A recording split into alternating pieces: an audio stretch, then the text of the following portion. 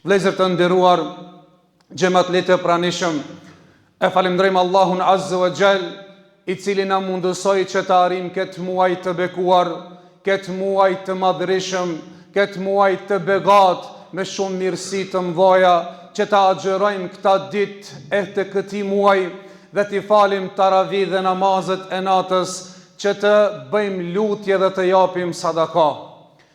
Vlezër të nderuar, ky muaj nuk është vetëm se muaj i agjerimit. Ky muaj është dhe një muaj me një specifik shumë të madhe, që Allahu Azza wa Jall e quajti dhe me këtë cilësi këtë muaj, tha shahru Ramadan alladhi unzila fihi al-Quran. Tha ky muaj i Ramazanit është muaj në të cilin ka zbritur Kur'ani. Hudan lin-nasi wa bayyinatin min al-huda wal-furqan. Ky është muaj i Kur'anit, muaj i cili udhëzon. Ky Kur'an është udhërëfijës, është udhëzues, është dallues. Faman shahida minkum shahra falyasum, në fund të ajetit tha, e ai që arrit këtë muaj të Ramazanit le të agjeron. Pra ky muaj me specifik aq të madhe, është një specifik, është më e madhe, sepse në këtë muaj e ka begatuar Allahu Azza wa Jall dhe i ka dhënë privilegj të madh, dhe i ka dhënë madhështi këtij muajit me zbritjen e Kur'anit. Ku Allahu Azza wa Jall në surën Dukhan çka tha?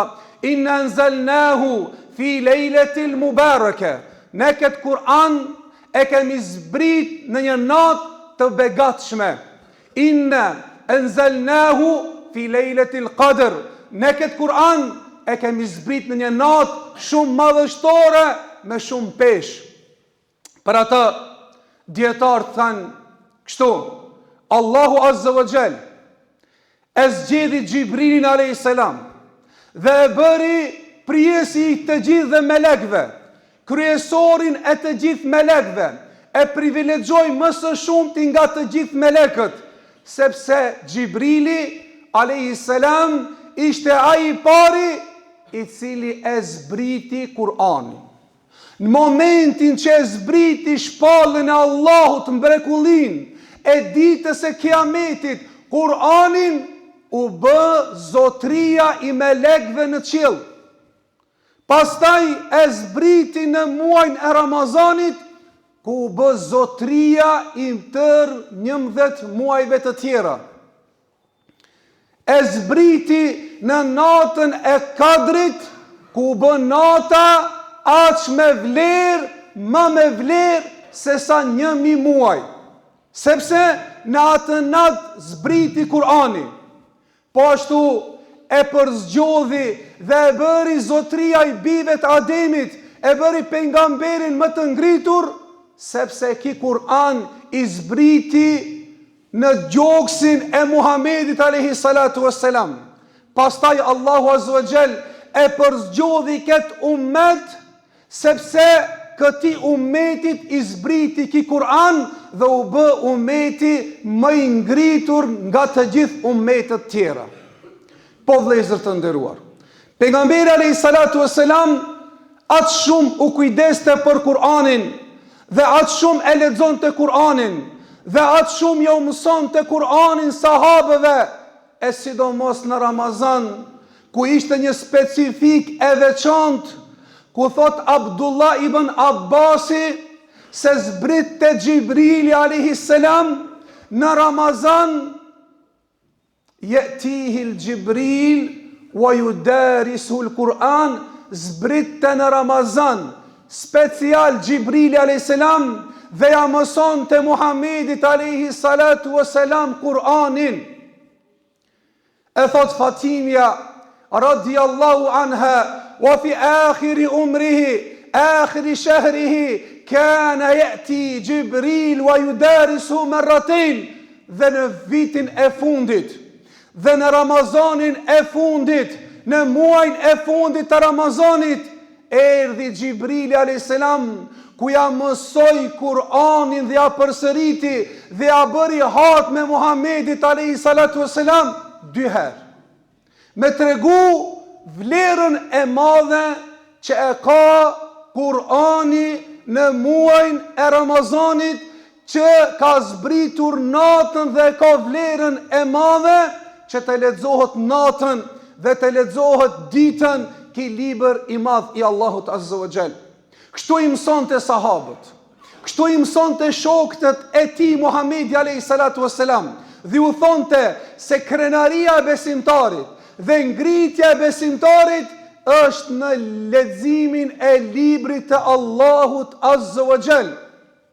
Dhe tha Muhamedi alayhi salatu wassalam: "Men qara harfan min kitabillah falahu hasanatun wa hasanatun bi'ashri amthaliha ma aqulu alifun harfun wa lamun harfun wa mimun harf walakin aqulu hasanatun bi'ashri amthaliha."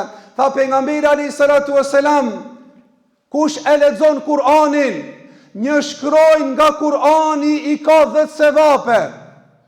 Nuk tham se elif lam mim është shkrojnë, por tham se elifi është shkrojnë në vete, lami është shkrojnë në vete, mimi është shkrojnë në vete.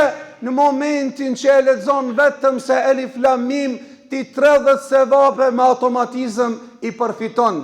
E paramendo besimtari gjatë Ramazanit sa fleta i shfleton, sa ajete i lexon, sa hatme i bën, sa gjuza i lexon, sa shpërblime sevape me qindra, mia, miliona në Ramazan i përfiton. Tha pejgamberi alayhi salatu wassalam: i thuhet lexuesit të Kur'anit, që e ka lexuar Kur'anin këtë dunja, ju thuhet ditën e ahiretit, i thuhet yuqalu liqari'il Kur'an, i thuhet lexuesit Kur'anit: iqra wartaqi, lexo dhe ngritu. Kama kunta turattiluhu fi dunya, ngritu ashtu dhe lexo sikur që e ke lexuar ti në dunjë kur ishe gjallë. Fa inna manzilatuka inda akhir ayatin taqra'uha, sepse pozita jote në lartësi të mëdha të xhenetit, të gradave të larta, është tek ajeti i fundit që ti do ta lexosh. Tha pejgamberi alayhi salatu wassalam se ky Kur'an është shoqëruesi jot në këtë dunjë. Nëse ti bëhesh shoqërues me Kur'anin i pandarshëm, ky Kur'an nuk do të lënë në mes rruge.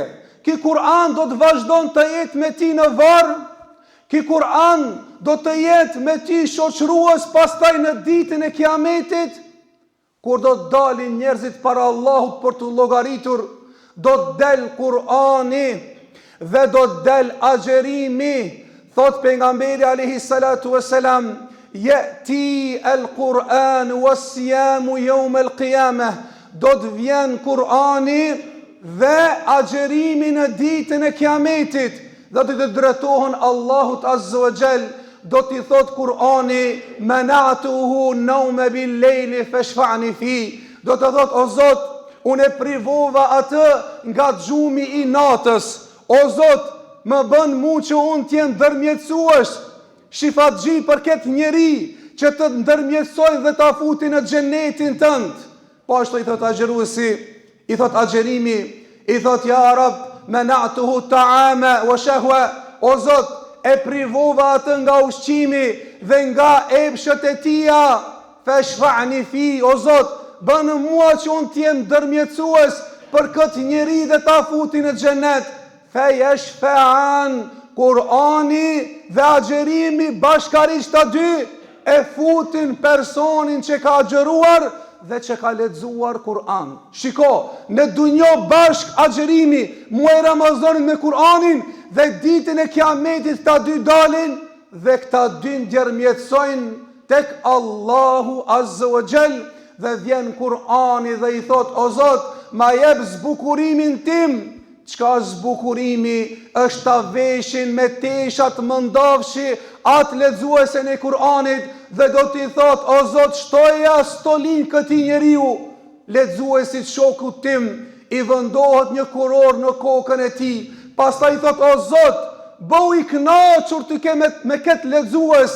Allahu Azza wa Jalla i thot, lexo dhe ngritu deri te ajeti i fundit që do ta lexojsh. Po vëllezër të nderuar, Muhamedi alayhi salatu wassalam thot, Ikra'ul Baqarata wal Ali Imran. Lexoni shpesh sa të keni mundësi surën Bekare dhe surën Ali Imran. Fa innahuma ya'tiyani yawm al-qiyama kal-ghamamatan aw kal-ghayayatan aw ka-firqan min at-tayr. Thot sepse lexoni Bekarën dhe lexoni Ali Imranin, sepse këta dyja do të vinë si dy rreth e mdhoja, si dy mjegullat e mdhoja, e si dy tufet mdhoja të shpezve.